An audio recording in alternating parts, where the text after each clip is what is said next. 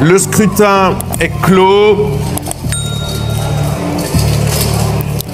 Je donne ensuite la parole à Monsieur Chaniz. Votant 374, exprimé 369, majorité 185, pour 185, contre 184.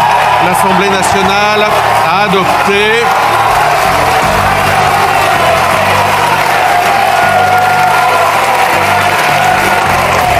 Collègues,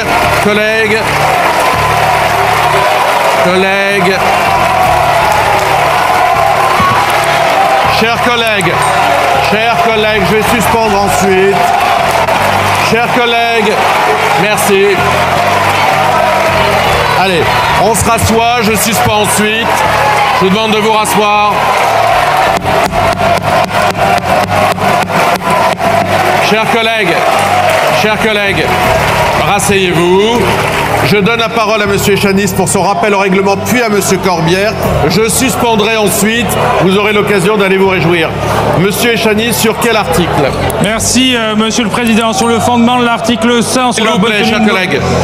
Sur le fondement de l'article 100 et le fondement de l'article 62. Je note aujourd'hui que l'épidémie qui frappait le Rassemblement national ces derniers jours a été résolue. Visiblement, aujourd'hui, il n'y a aucun malade. Monsieur Bigot, premier chef. Par contre, votre racisme et votre haine. Merci. Alors, Monsieur Corbière. Scène assez incroyable à l'Assemblée nationale française récemment. Le vote sur l'accord migratoire franco-algérien de 1968. Et là, le résultat tombe. 185 voix pour la proposition de l'extrême droite qui veut le dénoncer, demander d'y mettre fin, quoi, et 184 contre. Adopté d'un cheveu. Un petit séisme politique, mais qui pourrait avoir de grosses répliques. Oui, un vote symbolique, c'est ce qu'on entend, parce que cette recommandation du Parlement, bon, elle ne lie pas le gouvernement. Alors, simple péripétie, une agitation franco-française, ou est-ce que ce vote, à une voix près, révèle pas une fracture bien plus profonde, une tension qui travaille la relation Paris-Alger depuis si longtemps, et peut-être même la société française elle-même? C'est exactement ça l'enjeu. Au-delà du symbole pur, il y a eu un choc diplomatique quasi immédiat, et surtout, ça met à nu des fractures très complexes. Entre les deux pays, bien sûr, mais aussi, et peut-être surtout, à l'intérieur de la France. Sur sa mémoire, son identité, sa politique migratoire. On n'est pas sur une question technique, là, c'est un vrai miroir. Un miroir, oui. Et pour bien comprendre ce qu'il reflète, il faut peut-être revenir un peu en arrière. Cet accord de 1968, qu'est-ce qu'il avait de si particulier? Pourquoi il cristallise autant de passion encore aujourd'hui? Alors, on est 6 ans après l'indépendance de l'Algérie, 1962. La France, sous De Gaulle, veut garder un lien spécial, une sorte de précaré, on pourrait dire, avec son ancienne colonie majeure. Et l'accord de 68, il formalise ça. Il crée un régime à part pour les Algériens. Concrètement, ça voulait dire des facilités pour entrer, rester, travailler et aussi, point important, un regroupement familial plus simple que pour les autres nationalités européennes. Un statut vraiment spécifique. Un statut exceptionnel, voilà. Et c'est justement cette exception qui, des décennies plus tard, devient la cible politique. Comment est-ce qu'un texte qui était pensé pour maintenir un lien post-colonial devient soudain l'incarnation d'un privilège injustifié? Parce que le contexte en France a radicalement changé. Depuis les années 80, 90 et encore plus ces dernières années, la question migratoire est devenue centrale dans le débat politique, souvent de manière très conflictuelle. L'extrême droite, le Rassemblement national en tête, a méthodiquement construit un discours qui fait de l'immigration, et particulièrement l'immigration algérienne, vu son poids historique, numérique, un problème majeur. Un problème lié à l'identité, la sécurité, le grand remplacement, même pour certains. Et cet accord de 68, c'est devenu pour eux le symbole parfait. Une supposée exception qui empêcherait de contrôler les frontières, qui créerait une inégalité. C'est un levier très efficace pour leur discours. Et ce vote, à une seule voix près, il montre pas seulement une victoire symbolique pour l'extrême droite, il expose aussi de façon assez crue la fragilité de la majorité présidentielle actuelle. Clairement incapable de tenir ses rangs sur un sujet si sensible, elle se retrouve prise en étau. Et l'extrême droite, elle, montre sa capacité à imposer son agenda, même depuis l'opposition. C'est une tactique politique efficace, il faut le reconnaître. Oui, indéniablement. Un rappel de leur influence grandissante. Mais tournons-nous vers Alger. Comment est-ce que la partie algérienne a réagi à cette remise en cause? Même si elle reste symbolique pour l'instant. Alors, officiellement, la réaction algérienne a été très mesurée, prudente. Pas de déclaration forte du gouvernement tout de suite. Les diplomates algériens, en off, parlaient d'une crise intérieure française, une manière habile de prendre de la distance, de dire ça ne nous concerne pas directement. Ou peut-être de masquer un vrai agacement, le calme avant la tempête, comme vous dites. C'est une lecture possible. Surtout que cette prudence, elle contraste pas mal avec ce que les mêmes sources diplomatiques admettent en privé. Pour Alger, sur le plan purement pratique, cet accord est largement caduc. C'est le mot qu'ils utilisent, vidé de sa substance. Depuis que la France a imposé les visas aux Algériens en 1986, unilatéralement. Cette décision française avait déjà énormément limité les facilités de 68. Ah, voilà le paradoxe. Si l'accord est jugé obsolète dans les faits, par Alger même, depuis presque 40 ans, pourquoi cette crispation? Pourquoi réagir si fort à la remise en cause, même symbolique, d'un texte qu'on considère comme une coquille vide? Est-ce que l'Algérie ne serait pas un peu tentée, là, d'instrumentaliser ce symbole, de surjouer l'offense mémorielle pour des raisons politiques internes ou externes? La question est légitime, c'est sûr. Mais la réponse est sans doute plus complexe. Même vidé de son contenu pratique, l'accord de 68 garde une charge symbolique énorme pour Alger. C'est un des derniers vestiges juridiques de cette relation spéciale, post-indépendance. Une trace du respect mutuel qui était affiché au début. Y toucher, même symboliquement, c'est perçu comme un geste inamical, hostile même. Surtout, et ça c'est crucial dans le contexte actuel, où les présidents Tebboune et Macron ont investi personnellement dans une tentative, un peu chaotique, mais une tentative quand même, de réchauffement, de refondation des relations. Ce vote, ça apparaît comme un coup de canif dans ce processus très fragile. Le symbole primerait donc sur le réel. C'est une constante dans cette relation, non, Wiz? Passionnelle, compliquée. C'est une clé de lecture indispensable, oui. Et d'ailleurs, si la diplomatie officielle est restée discrète au début, la presse algérienne, elle, n'a pas mâché ses mots. Les réactions ont été immédiates et très vives. El Khabar, un grand quotidien, a titré que la France ferme la dernière porte du symbolisme commun, ça pose l'ambiance. Et Shrouk, un autre titre influent, a parlé de chantage électoral, de députés français victimes du chantage de l'extrême droite.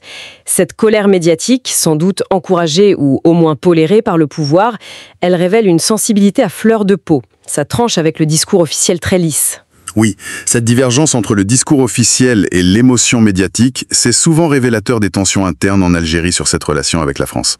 Et pendant ce temps, de l'autre côté de la Méditerranée, le débat en France, lui, il expose aussi des lignes de faille béantes. Ah oui, complètement. Le vote a immédiatement polarisé tout le monde. La société, la classe politique. D'un côté, ceux qui disent « enfin », une décision courageuse, la fin d'une soi-disant discrimination positive dépassée, injuste pour les autres immigrés, une affirmation de souveraineté, et de l'autre, ceux qui crient à la capitulation face au populisme, qui dénoncent une instrumentation dangereuse de l'immigration pour des calculs électoraux, une atteinte aux liens humains aussi. C'est le symptôme classique de ce que certains appellent le double bind français sur l'immigration, le double lien, la double contrainte. D'un côté, un besoin structurel, économique, démographique, de main-d'œuvre immigrée, y compris qualifiée, et de l'autre, une angoisse identitaire profonde, une peur du changement culturel, social, que les discours politiques exploitent sans arrêt. La France semble incapable de réconcilier ces deux réalités. Et le calendrier politique, ça n'aide pas, évidemment. À l'approche d'élections, locales, nationales, peu importe, l'immigration redevient systématiquement un sujet brûlant, un outil pour mobiliser à droite et surtout à l'extrême droite. L'accord de 1968, il est parfait pour ça. Complexe, historique, difficile à expliquer en 2 mots. Une cible idéale, un symbole facile à abattre pour flatter un électorat sensible au thème de l'identité, de la fermeture. Son abrogation devient totem. Et même la presse française, pourtant assez diverse, on voit bien qu'elle peine à avoir une lecture unique. Les interprétations varient énormément. C'est frappant, oui. Le Monde a tendance à minimiser la portée pratique, parle de gestuels symboliques sans grand impact immédiat sur les flux. Le Figaro, lui, y voit une alerte politique sérieuse pour le gouvernement, un signe de perte de contrôle. Et Libération met l'accent sur le résultat serré, cette voie d'écart qui dévoile la fracture de la République. Chaque média analyse à travers son propre prisme. Ça montre bien à quel point le sujet divise profondément. Au fond, derrière ce débat sur un texte qui a plus de 50 ans, ce sont bien les fantômes de l'histoire coloniale qui reviennent, non? Avec fracas. Est-ce qu'on n'est pas condamné, Français et Algériens, à rejouer sans fin ce drame postcolonial, incapable de tourner la page, refermé?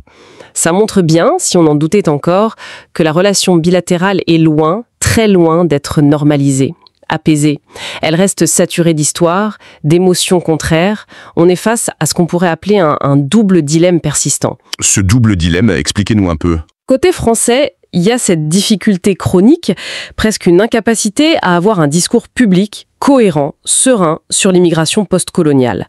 Un discours qui saurait intégrer l'histoire commune, les réalités économiques, sociales d'aujourd'hui, sans tomber systématiquement dans la caricature populiste, la diabolisation ou à l'inverse, dans une forme de déni des difficultés. Et côté algérien, on observe une hypersensibilité à tout ce qui vient de l'ex-puissance coloniale. Une mémoire à vif qui rend très difficile de séparer le passé douloureux des enjeux politiques ou diplomatiques actuels. Ce qui crée des perceptions totalement opposées, et en dialogue de sourds souvent. Alger reproche à Paris de ne pas assez reconnaître son passé colonial, parfois même une arrogance persistante, alors qu'une partie du monde politique français accuse Alger d'instrumentaliser cette mémoire sans arrêt, comme une sorte de rente diplomatique, pour masquer ses propres problèmes. C'est un mur d'incompréhension. Et les premières victimes de tout ça, ce sont les millions de Franco-Algériens en France. Binationaux, descendants d'immigrés, ils se retrouvent pris en otage dans ce débat qui les dépasse, mais qui les vise directement. Beaucoup ressentent ce vote comme une remise en cause de leur place ici, un signal de rejet, une assignation permanente à leurs origines. Ça fragilise les parcours d'intégration, ça nourrit le ressentiment et ça met à mal le discours républicain sur la cohésion nationale. C'est un poison lent, oui, qui s'infiltre dans la société. Ce sentiment d'être vu comme un citoyen à part, potentiellement indésirable. Ça mine la confiance dans les institutions. Ça peut avoir des conséquences sociales graves à long terme. Alors, face à l'ampleur des réactions, surtout diplomatiques, et peut-être pour éviter une crise ouverte, il y a une tentative d'éteindre l'incendie côté français. La présidence de l'Assemblée nationale a finalement annoncé la suspension temporaire de l'examen de la proposition. Renvoyée en commission, un classique parlementaire pour gagner du temps. Une suspension qui serait intervenue, si l'on en croit les bruits de couloir, après des coups de fil discrets mais fermes entre Paris et Alger, au plus haut niveau. L'Élysée aurait envoyé des signaux d'apaisement, réaffirmé la volonté de dialogue de Macron, souligné que la relation bilatérale est bien plus complexe que ce seul texte. Un rétropédalage tactique, en somme. Alger a officiellement salué ça comme un pas positif vers l'apaisement. Mais dans la même déclaration, le ministère algérien des Affaires étrangères a tout de suite rappelé ses lignes rouges. L'exigence de respect mutuel et de non-ingérence. Une façon de dire « Ok, on prend acte, mais on reste vigilant ». La question reste entière. Est-ce que c'est une vraie désescalade ou juste une pause stratégique ? La crise est-elle vraiment désamorcée ou juste mise sous le tapis, prête à ressortir au prochain coup de chaud électoral, à la prochaine friction?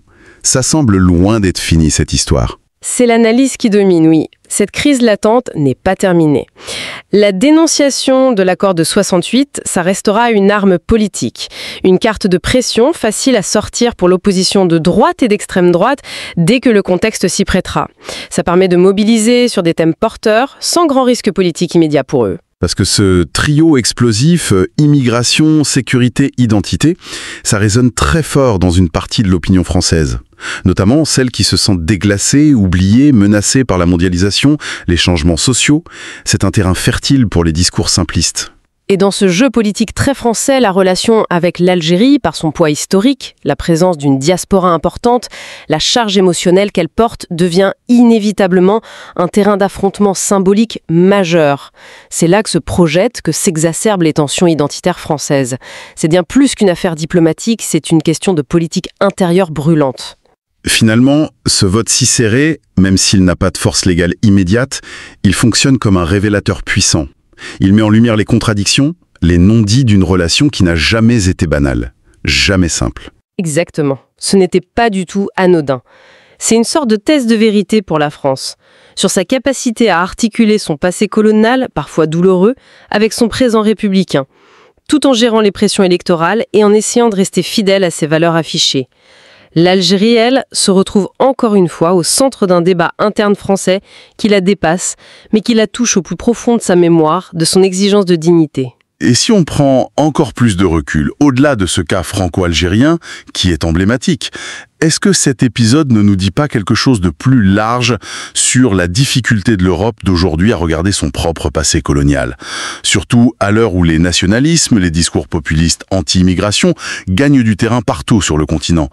Est-ce qu'on n'assiste pas à une sorte de retour du refoulé colonial, un passé qu'on croyait réglé, mais qui ressurgit avec une force inattendue? La suspension du projet parlementaire, ça calme le jeu temporairement, c'est sûr. Mais ça ne règle absolument rien sur le fond. La question fondamentale, elle reste là, lancinante. Est-ce que la France et l'Algérie arriveront un jour à bâtir un partenariat d'avenir serein qui tire les leçons de l'histoire sans en être les prisonniers éternels ? Ou bien est-ce que cette mémoire complexe, faite d'attraction et de rejet, d'admiration et d'amertume, va continuer d'empoisonner leurs relations ? Transformant chaque débat politique interne, chaque incident mineur en crise bilatérale majeure. Ce lien si particulier fait de sang, de langue, d'histoires mêlées, il reste cette étrange combinaison d'une richesse potentielle énorme et d'une fragilité structurelle. Le vrai défi, pour Paris comme pour Alger, c'est peut-être de savoir enfin quoi faire de cet héritage, si lourd et si précieux à la fois.